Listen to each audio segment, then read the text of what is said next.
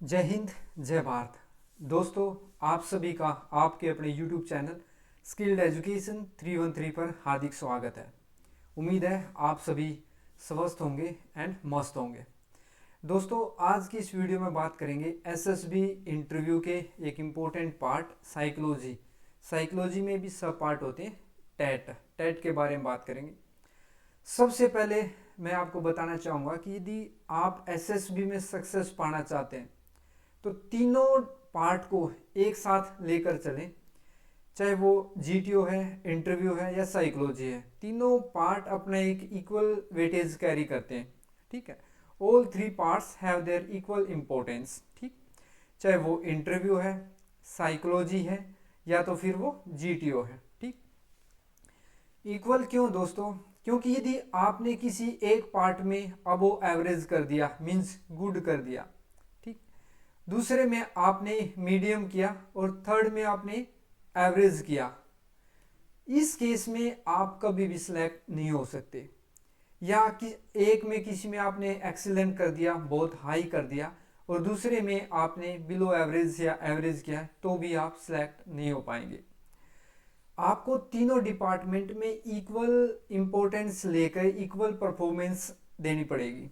For an example, चाहे आप average हैं, इंटरव्यू में आपने एवरेज परफॉर्म किया, उसके बाद साइकोलॉजी में भी आपका परफॉर्मेंस एवरेज रहा और आपका जीटीओ में भी एवरेज रहा, इस केस में आप डेफिनेटली सिलेक्ट होंगे।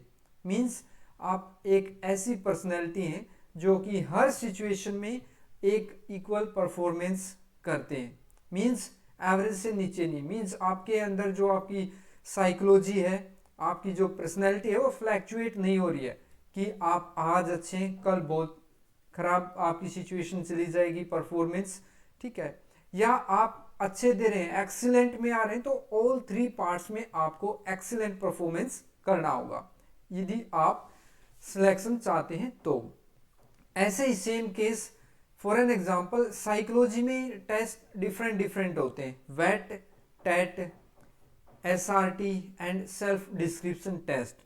इन सभी में भी आपने एवरेज परफॉर्मेंस या बहुत अच्छा करे तो बहुत अच्छा ही परफॉर्म करना पड़ेगा। ऐसे नहीं कि आपने टेट के अंदर बहुत ही अच्छा परफॉर्मेंस दे दिया लेकिन वेट के अंदर आपका जो परफॉर्मेंस है वो बिलो एवरेज या एवरेज रहा, उस केस में अगेन आप पकड़े जाओगे कि आपकी जो परफॉर्मेंस है वो फ्लैक्चुएट हो रही है, आपका जो परफॉर्मेंस का जो ग्राफ है वो बहुत ज़्यादा फ्लैक्चुएट हो रहा। मीन्स वो आपको जज नहीं कर पा रहे कि आप एक्चुअल में किस लेवल पर एग्जिस्ट करते हैं। ठीक, सो आपको इक्वल इंपॉर्टेंस देना होगा। आज की इस वीडियो में एक पिक्चर दिखाऊंगा मैं जो नॉर्मली आपको टेट में न दिखा के पीपी एंड डीटी के अंदर वो आपको पिक्चर शो होती है। पीपी एंड डीटी, एक पीपी एंड डीटी होता है, दूसरा होता है टेट, टी टेट। ये आफ्टर स्क्रीनिंग 12 पिक्चर आपको दिखाई जाती है, जिसमें से 11 पिक्चर होंगी एंड 12th नंबर जो रहेगी वो ब्लैंक रहेगी, और ब्लैंक पिक्चर के ऊपर आपको स्टोरी बढ़ाना होता है। जो पीपीएनडीटी है, ये एक ही पिक्चर होती है, स्क्रीनिंग के अंदर आपको ये शो की जाती है, बट इनमें डिफरेंस ये होता है, ये जो पिक्चर रहेगी पीपीएनडीटी वाली, ये बहुत ज़्यादा हेजी रहेगी, ये काफ़ी क्लियर दिखाई देती है, आप इजीली आइडेंटिफाई कर पाते हैं टेट के अंदर कि एक्चुअल में पिक्चर में क्या हो रहा है, पिक्चर क्या बोल रही है, क्या पिक्चर शो कर रही है। बट पीपीएनडीटी में आपको बहुत ही ध्यान से एज्यूम करना होता है। मीन्स आपको नंबर ऑफ पर्सन वहाँ पे दिखाई देंगे, but you are unable to identify that they are male और female, their gender, their age, their mood, but आपको परसेप्शन आपकी तरफ से करना होता है। ठीक है, उसी प्रकार की एक आज मैं पिक्चर दिखाऊंगा आपको, जिसमें आपको ये टेट में भी इम्पोर्टेंस आपको हेल्प करेगी, और अगेन पीपीएनडीटी के लिए तो ये बहुत ही सूटेबल रहेगी। ठीक, तो पिक्चर ये है, इसमें आप आइडेंटिफाई कर पा रहे हैं बट क्लियर नहीं दिखाई दे रहा कि एक्चुअल में कितने इसके अंदर मेंबर हैं, कितने पर्सन हैं। सो आइडेंटिफाई करो नंबर 1, नंबर 2, नंबर 3, और भी आप इसमें आप बेनिफिट ऑफ डाउट ले सकते हैं और अपने अकॉर्डिंग नंबर ऑफ पर्सन जो है, यदि ये पीपीएनडीटी के अंदर आपको फेस करनी पड़ती है तो आप इसमें इंक्लूड कर सकते हैं, अदरवाइज 3 हैं। उसके अलावा इसमें क्या हो रहा है, ये गन्स आपको दिखाई दे रहे हैं, ये हिल एरिया है, मीन्स ये टोटली आपको सोल्जर्स के हाथ में गन्स हैं, मीन्स ये एक फील्ड का एरिया, यहाँ पे आप इसको फील्ड का सीन ले सकते हैं। ठीक, सो इसके ऊपर क्या स्टोरी बनेगी। अगेन सबसे पहले मैं आपको किसी भी पिक्चर के ऊपर आप स्टोरी बनाते हैं उसके लिए मैं हर वीडियो में आपको एक बेसिक जो वो बताना चाहता हूँ और बताता हूँ। बेसिक्स क्या है दोस्तों, टेट के लिए जैसे 12 पिक्चर के ऊपर 12 स्टोरी आपको बनानी होती है, तो ध्यान क्या रखना होता है, सबसे पहले 12 नेम्स आपको वर्बली बाय हार्ट याद होने चाहिए। ऐसे नहीं है उस टाइम आप जब स्टार्ट करें स्टोरी लिखना अगेन वो नेम रिपीट हो रहे हैं। ठीक है, और दूसरा इंपॉर्टेंस क्या रखना होता है आपको कि जो 12 नेम्स हैं वो किसी एक रिलीजियस से रिलेटेड नहीं होने चाहिए, वो सभी अलग अलग रिलीजियस के होने चाहिए। एटलीस्ट 3 to 4 रिलीजियस आप लें। फॉर एन एग्जाम्पल आप 4 ले रहे हैं, हिंदू, नंबर 2 आपने मुस्लिम लिया, नंबर 3 आपने सिख लिया और 4 आपने क्रिश्चियन ले लिया। ठीक, सो हर एक रिलीजियस के ऊपर आपको एटलीस्ट 3 नेम्स, 4 3 12, 3 नेम्स आपको बाय हार्ट याद होने चाहिए, और वो 3 नेम्स आपको मॉडर्न लेने हैं। ऐसा नहीं है कि आपने वो बहुत ही पुराने नेम ले लिए, मीन्स आप अब ये सोचेंगे कि ये नाम का क्या उसके हमारी एसएसबी के ऊपर क्या इफेक्ट पड़ने वाला। डेफिनेटली दोस्तों, मीन्स यदि आप मॉडर्न नाम लेंगे, मॉडर्न नेम्स वहाँ पे लेंगे तो डेफिनेटली ये आपके लिए पॉजिटिवनेस क्रिएट करेगा। इसका मतलब ये होता है कि आप लेटेस्ट टेक्नोलॉजी से अपडेटेड है, एवरीथिंग से आप जो लेटेस्ट जो चल रही है, जो करंट में जो चल रही है, मीन्स आप एक ऐसे इंसान हैं जो करंट में जीना चाहते हैं, मीन्स जो लेटेस्ट टेक्नोलॉजी जो भी अपडेशन आए हैं उनके अकॉर्डिंग आप अपने आप को मॉडर्न आपने कर लिया है, मॉडर्नाइजेशन आपने अडॉप्ट कर लिया है। ठीक है, सो और फिर नाम ये 12 आपके सामने आ गए।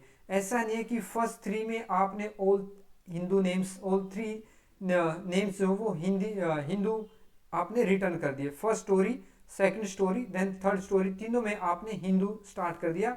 अगेन जब फोर्थ स्टोरी आई उसमें आपने मुस्लिम, फिफ्थ सिक्स में फिर मुस्लिम, फिर सिख और फिर क्रिश्चियन आपने वहाँ पे राइट डाउन कर दिया। ध्यान रखें दोस्तों कि आपको यदि आप फर्स्ट हिंदू नेम्स अपनी स्टोरी में लिख रहे हैं, मीन्स फर्स्ट स्टोरी में आपने जो हीरो लिया, आपका जो मेन रोल मॉडल था, जो स्टोरी का एक्चुअली मेन आप बोल सकते हैं सब्जेक्ट जो था, वो जो आपने लिया उसको आप हिंदू यदि मेंशन कर रहे हैं, हिंदू नाम, उसके बाद सेकंड लेके आए Muslim, third Sikh, fourth Christian, again फिर वही repetition Hindu Muslim Sikh again Christian. इस फॉर्म में आप लिखेंगे, ये दिखाएगा कि आप किसी भी रिलीजियस को इंपॉर्टेंस देते इक्वली, आप पार्सलिटी नहीं करते हैं। और डिफेंस में वही पर्सन चाहिए जो कि हर एक रिलीजियस को, हर एक कल्चर वाले बच्चे के साथ, कल्चर वाले एक सहपाठी या आप बोल सकते हैं क्लिक्स के साथ इक्वल इंपॉर्टेंस के साथ रहना पसंद करे। ठीक, सो अभी कमिंग टू द पॉइंट, इस स्टोरी के ऊपर क्या आप एक्चुअल में इस पिक्चर के ऊपर क्या स्टोरी बना सकते हैं। सबसे पहले आपको आइडेंटिफाई करना है कि पिक्चर क्या दिखा रही है। पिक्चर रिलेटेड टू डिफेंस है, ठीक है, गन्स हैं, सोल्जर्स यहाँ पे दिखाई दे रहे हैं, फील्ड का जो यहाँ पे सीन दिखाई दे रहा, मीन्स आप हीरो यदि आप फीमेल हैं तो अपना जो नाम है, जो आपका हीरो जो रहेगा, मेन जो स्टोरी का जो मेन करेक्टर रहेगा उसका नाम ट्राई करें, कंपलसरी नहीं है बट ट्राई करें फीमेल नेम वहाँ पे ऐड करने की। यदि आप मेल हैं तो फिर मेल, और ट्राई करें जो आपका हीरो रहेगा वो उसकी एज आपकी एज से मैच करे। यदि आप एनडीए के स्टूडेंट्स हैं तो ट्राई करें उसको 18 to 22 एज में आप उसको दिखाएं। यदि आप सीडीएस के लिए जा रहे हैं तो अगेन 25 to 27 आप उसकी एज को मेंशन कर सकते हैं। ऐसा भी नहीं है कि स्टोरी में वहाँ पे एज दिखा रहे हैं और वहाँ पे उसकी एज आप 18 लिख रहे हैं, बट यदि इस टाइप की स्टोरी आप पिक्चर मिलती है तो उसमें आप डेफिनेटली उसका बेनिफिट ऑफ डाउट ले सकते हैं। सो इसके ऊपर क्या स्टोरी बना सकते हैं उसके ऊपर ध्यान दें। सबसे पहले क्या स्टोरी में आपको पिक्चर में आपको दिखाई दे रहा है वो देखें, उसके बाद उसके ऊपर उसमें क्या एक्शन हो रहा है एक्शन को दर्शाएं। एक्शन के बाद आपका आउटपुट क्या है, आउटपुट को फिर उसमें जरूर मेंशन करें। मींस पहले आपने प्रॉब्लम को आइडेंटिफाई किया, identify your problem of the picture, then action, action होगा, एक्शन के बाद फिर फाइनली सॉल्यूशन। ठीक, सॉल्यूशन मींस तीनों के तीनों लास्ट में आपके कंक्लूजन पे पहुंचना चाहिए। ठीक, इसके ऊपर क्या स्टोरी बन सकती है वो मैं एग्जांपल के तौर पर आपको दिखा रहा हूं। Like as modernisation is increasing day by day, lieutenant commander Vinod Sharma decided to enhance new technologies weapon in his unit। Vinod Sharma lieutenant commander navy में होते हैं। यदि आप आर्मी का दिखा रहे हैं तो आप इसको मेजर लिख सकते हैं, मेजर विनोद शर्मा। ठीक, decided to enhance new technologies weapon in his unit. Again ये मॉडर्न टेक्नोलॉजी, इसने अपने आप को मॉडर्नाइजेशन के साथ क्या किया, अपडेशन किया, अपडेट ये करना चाहता है डिफेंस को भी। ही टू, इसका प्रॉब्लम क्या था, प्रॉब्लम ये था इसमें एज पर दिस स्टोरी कि उनके जो पास जो वेपन्स थी वो लेटेस्ट टेक्नोलॉजी की, अपडेटेड टेक्नोलॉजी की उनके पास नहीं थी। उसने क्या आइडेंटिफाई किया कि हमारे पास जो टेक्नोलॉजी की जो वेपन है वो ओल्ड टेक्नोलॉजी की है, क्यों ना फिर हम लेटेस्ट टेक्नोलॉजी की अडॉप्ट करें। ठीक है, so he took help of internet to find the weapon and also gathered information about their technical data. Internet को उसने इंक्लूड कर दिया, मींस लेटेस्ट टेक्नोलॉजी, आज जो जमाना वो इंटरनेट का, उसने सबसे बेटर जो इंफॉर्मेशन जो मिल सकती थी वो इंटरनेट से, गूगल से, उसने विकिपीडिया से उसने निकाल ली with their technical data. He discussed the matter with his senior for suitable weapon, got permission to procure the suitable one। कुछ उसने दिखाए सैंपल के तौर पे जिसके ऊपर डिस्कशन हुआ, फाइनली जो आउटकम निकला वो सभी की सहमति, एग्रीमेंट जो था वो किसी एक के ऊपर वो सभी एग्री हो गए फॉर सुटेबल वन, जो मोस्ट सुटेबल उनको दिखाई दी। प्रक्योर द वेपन, वेपन को प्रक्योरमेंट भी कर लिया। देन उसके बाद क्या होता है, जब आपने वेपन को प्रक्योरमेंट कर लिया, न्यू टेक्नोलॉजी की वेपन आएगी, उसके बाद उसके वेपन तो ले लिया लेकिन आपको ट्रेनिंग भी देना पड़ेगा, क्योंकि आपके पास जो मैन पावर, जो सोल्जर्स हैं वो लेटेस्ट टेक्नोलॉजी के साथ अपडेटेड नहीं है, उनको ट्रेनिंग नहीं दिया गया, वो ओल्ड जो टेक्नोलॉजी की जो वेपन उनके पास थी वो चलाना जानते हैं, न कि न्यू टेक्नोलॉजी का। ठीक है, उसके बाद वो क्या करेगा, आप क्या डाल सकते हैं कि उसने ऑर्गेनाइज किया इवेंट्स जिससे कि सभी को ट्रेनिंग मिल सके। He went through the manual and along with his subordinate to training for that equipment. अपने सबॉर्डिनेट्स की फिर उसने क्या किया, ट्रेनिंग लिया। Later made theory as well as practice firing for his entire unit. Means जो सीन था actual में जो शो हो रहा था, जो पिक्चर, वो क्या ट्रेनिंग की दिखा सकते हैं आप, वहाँ पे वो ट्रेनिंग करवा रहा है। उसने पहले तो क्लासरूम में उनको थ्योरेटिकल उनको समझाया, देर आफ्टर प्रैक्टिकल क्लासेस भी रिक्वायर्ड होती हैं। एक्चुअल में जो फील्ड में रिक्वायर्ड है वो प्रैक्टिकल काम आता है, थ्योरेटिकल काम आता है, बट यदि आपको थ्योरेटिकल नॉलेज है और प्रैक्टिकल आप चलाना नहीं जानते तो उसका कोई यूज नहीं है। ठीक, for his entire unit and also made a suitable maintenance schedule for its better use. ऐसा नहीं है कि उसने अच्छे से सिखा दिया, उसने थ्योरेटिकल नॉलेज दे दी, उसके बाद प्रैक्टिकल चलाना भी सिखा दिया, उसके बाद सिखाने के बाद ऐसा नहीं कि वो ट्रेनिंग करके आए, उन वेपन्स को ऐसे ही पटक दिया, ला के रख दिया। मीन्स जब वो नेक्स्ट टाइम जब रिक्वायरमेंट आएगी तो वो वेपन धोखा दे जाएंगे, बिकॉज यदि उनकी अच्छे से मेंटेनेंस नहीं की है तो, मीन्स लैक ऑफ मेंटेनेंस यदि वहाँ पे है तो definitely they will become failure in the fourth coming operation. ठीक, सो उनके बेटर यूज के लिए मेंटेनेंस की भी उसने इंश्योर किया।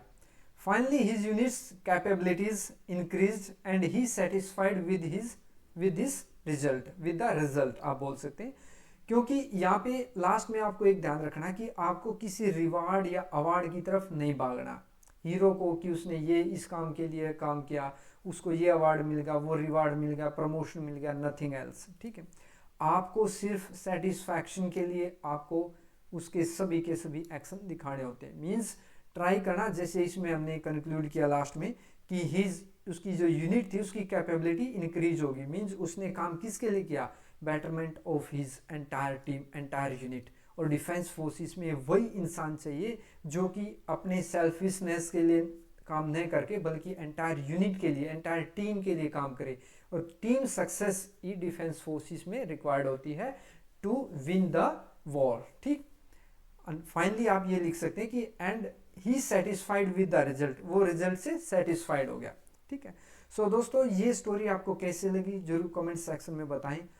पसंद आई हो तो आप लाइक कर सकते हैं, और आप यदि डिफेंस फोर्सेस की तैयारी कर रहे हैं, किसी भी एंट्री से डिफेंस फोर्सेस में ऑफिसर बनना यदि आप चाहते हैं तो आप चैनल से जुड़ सकते हैं। यहाँ पे साइकोलॉजी, जीटीओ एंड इंटरव्यू की कंप्लीट प्रिपरेशन मैं करवा रहा हूँ। ठीक, so thank you very much. जय हिंद, जय भारत।